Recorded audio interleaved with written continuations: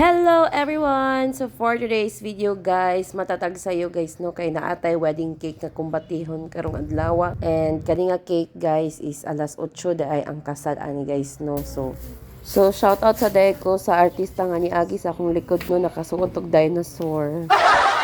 Kabanglasan pa nga ato ang delivery ani guys. So sayo-sayo gyud ta. So kani siya kagabi guys, ako na siyang gi-coat dayon. Ako na pong gi-stock ning duha ka tier. So, napay isa ka tier ani. So, nagplanon ta ko guys nga. Dito na ako siya i-plaster guys ba. Kuan, kanang dili kay ko maglisod og alsa kay bugat kaayo ni guys. Mga 10 to 15 kilos ni siya. Pero, ang ako pong una-una, pag dito po na ko siya ikuan, dagan di ko bitbiton nga mga gamit. Pagdala pa ko og ng mga abubot, mga details, and more. So, muna naka-decide na lang gid ko guys nga ako na gyud siya i-stock daan diri tanan. Kay para pag abot dito, igon na lang siya ibutang and then humana dayon. So mo din siya guys no, ako na din siya gipalabanan og kanang kuan nga gibutangan ako siya og daghan nga stick para mo support sa iya ha padulong dito kay kablo na mo ang dalan guys, grabe ka lisod. Ano siya nga lisod kaayo pero kuan ba? Dagan ki siya og pabahada and pasubida guys. So dapat mapugnan gid mo kaayo ang cake na kanya. Bugat biya kay ni siya. So laban lang natong mga kusog ani guys. Kay para dili siya matumba sa biyahe. So kung matingala mo na ay mga stick ang inyong mga cake. So muna siya pang support na siya sa ato ang cake no kay para dili mabungkag. Dayon dili pod siya basta-basta makuan sa biyahe. Labi tawag lagyo. Yan ako gamit diya guys is kutsilyo kay nawala ako martilyo guys. So, mo din to siya guys. Ako na po dayong gigawas. And then, ako na po dayong siyang gitiwas o butang sa mga design. Actually, wala hatag na design si customer ani guys. Ngayon na siya nga nude brown ang motif sa wedding. Dayon, hatag din siya katong murag sa invitation bitaw niya. So, ako na po dayong gibagay-bagay dito ang iyang design guys. Kay nakita man ko ato yung invitation yun ay murag pay. So, ako na po diyang gibutangan no. Dayon.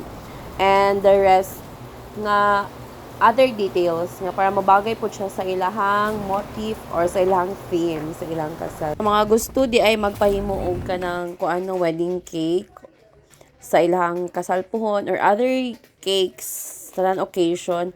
Mas prefer gid nako nga maghatag mo og design kay usay man good no kanang sa design ko gadugay. Gakalangan ko sa design magsigo na usay kay mabtan kog pila ka oras magsigo na lang sa design. So, yun na ako kadugay makamapog idea, guys. So, ako lang ba, yun na guys? Or, basig apil pod mo diya. Comment to sa ubos, be. So, happy today kung mahuman, ani, guys. Happy na gyud. Yay! Nyagi ka po na voice over, guys. Wala na ko yung maunanan sa ako ipa-historya din, guys.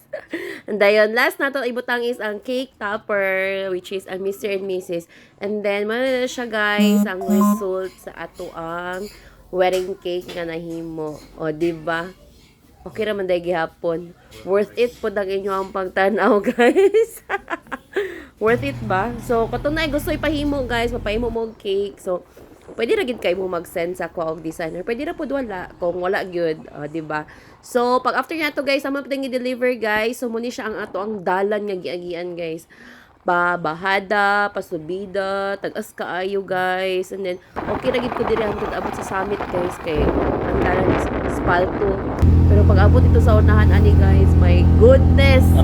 Wala gitaw tay tingog-tingog ani nga time guys. Kay grabe na gitaw pugpog kun sa ako di pag usually akong mata basta magbiyahe na gyud sa dalan pero basta magbitbit kog cake guys, akong mata naara gyud na sa cake, di gid na mawala diha.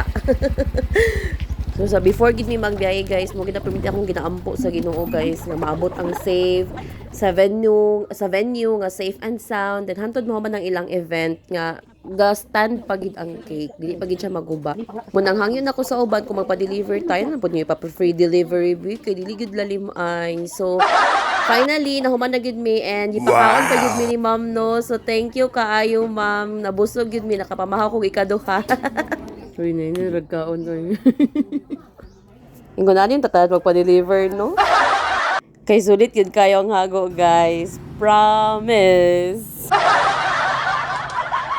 So, sa katong magpa-deliver diha pohon ha, alam nyo na guys, no need to tell. Bitaw guys, joke ra ng ato ha. So, pwede na po dito tinudon.